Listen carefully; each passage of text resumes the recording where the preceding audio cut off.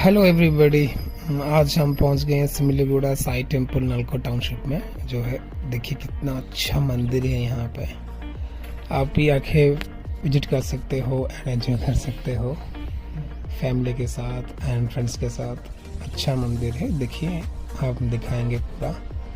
इतना बड़ा ट्रिप तो नहीं है, शॉर्ट वीडियो है, देखिए एंजॉय कर सकते हैं एंड प्लान भी कर सकते हैं। ये करीबन रायगढ़ से आसपास 110 किलोमीटर के अंदर ही तुमको मिल जाएगा ये मंदिर देखने के लिए। तो देखिए लास्ट तक, एंजॉय कीजिए।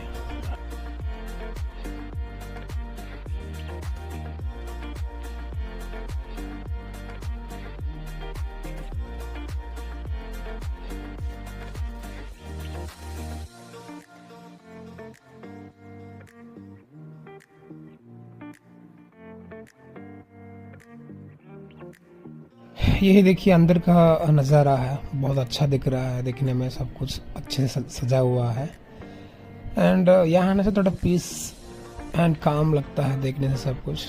द्वारका माया है, ये असली मंदिर है द्वारका का एंड इस तरफ भी बहुत बड़ा मंदिर है, देख सकते हो। और बहुत एंशिएंट स्ट्रक्चर से पूरा एंड सब गोल्ड कलर में दिखता है एंड सनलाइट गिरने से और अच्छा एंड ग्लेजिंग भी आता है इसमें। देखिए एंजॉय कीजिए। That's it, keep watching guys.